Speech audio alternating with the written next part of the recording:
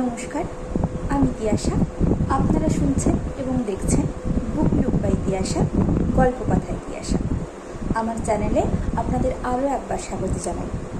আজ আমি আপনাদের সঙ্গে একটি বুক হল শেয়ার করব, যে বইগুলি আমি এপ্রিল মাসে কিনেছি।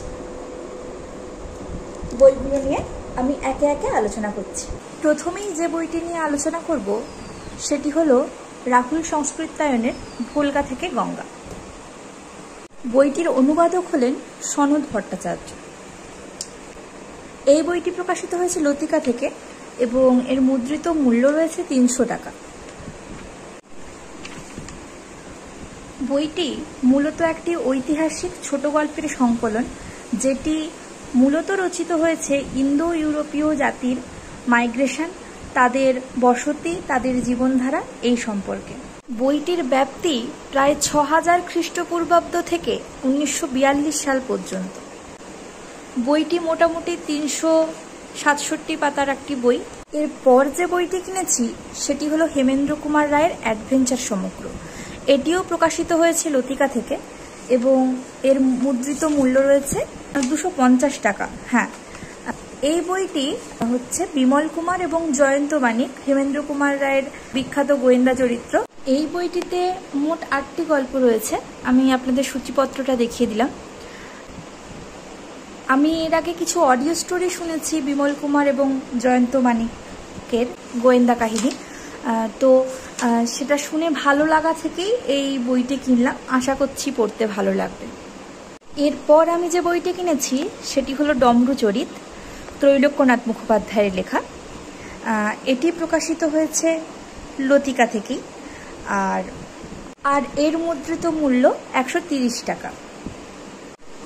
ডমরুচরিত মূলত ডমরুধরের একদম দরিদ্র অবস্থা থেকে বড়লোক হয়ে ওঠা এবং এই যাত্রাকালে তার জীবনের নানা অভিজ্ঞতা, অলৌকিক, সামাজিক এবং বিভিন্ন ঘটনা লেখক এই বইটির মধ্য দিয়ে তুলে ধরেছেন।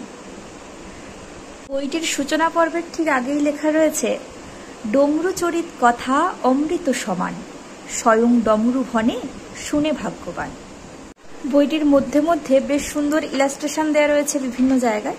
পুরো বইটি জুড়েই প্রায় রয়েছে। আশা করি বইটি আপনারা আমিও পড়বো, আশা করি ভালো লাগবে। এর পরের বইটি হলো মহিদাদুর অ্যান্টিডোট, দীপান্বিতা রায়ের লেখা। এটি মূলত একটি কিশোর কাহিনী, যেটি প্রকাশিত হয়েছে আনন্দ থেকে এবং এর মুদ্রিত মূল্য রয়েছে ২০০ টাকা। বইটি বেশ ছোট্ট, হ্যান্ডি এবং খুব তাড়াতাড়ি পড়ে শেষও করে দেওয়া যাবে কিছু সময়ের মধ্যেই আর কি। বইটি মূলত একটি সায়েন্স ফিকশন বই এবং এটি হচ্ছে ভবিষ্যৎ পৃথিবীর গল্প নিয়েই লেখা। ভবিষ্যৎ পৃথিবী কেমন হতে পারে সেই নিয়ে মূলত একটি সায়েন্স ফিকশন বই। এই বইটির মধ্যেও বিভিন্ন ইলাস্ট্রেশন আর রয়েছে। আশা করি ভালোই লাগবে পড়তে।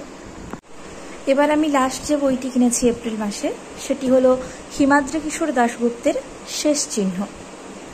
এটিও মূলত একটি ঐতিহাসিক উপন্যাস। বইটি মূলত ঐতিহাসিক প্রেক্ষাপটে লেখা।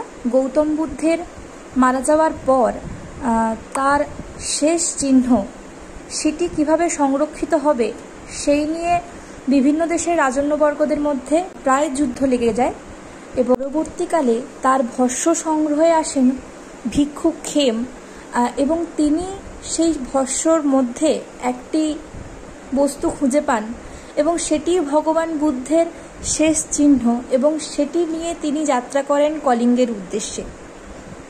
তার সেই যাত্রাপথের আশ্চর্য কাহিনী এই উপন্যাসে উল্লেখ করা রয়েছে। এই বইটি প্রকাশিত হয়েছে পত্রভারতী থেকে এবং এর মুদ্রিত মূল্য রয়েছে ২৯৯ টাকা।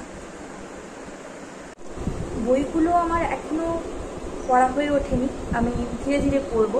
কারা কারা এই বইগুলি পড়েছেন জানাবেন, আপনাদের কেমন লেগেছে সেটাও জানাবেন। আর আরেকটা জিনিস, এখন আমি যে বইটি পড়ছি সেটা হচ্ছে অমৃত কুম্ভের সন্ধানে, কালকুটের লেখা। এই বইটি শেষ হলে একটা ডিটেলস রিভিউ অবশ্যই আসবে।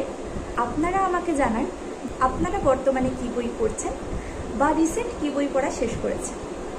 ভালো লাগলে একটা লাইক করবেন, শেয়ার করবেন আর চ্যানেলটা প্লিজ সাবস্ক্রাইব করে আমার পাশে থাকবেন। নমস্কার।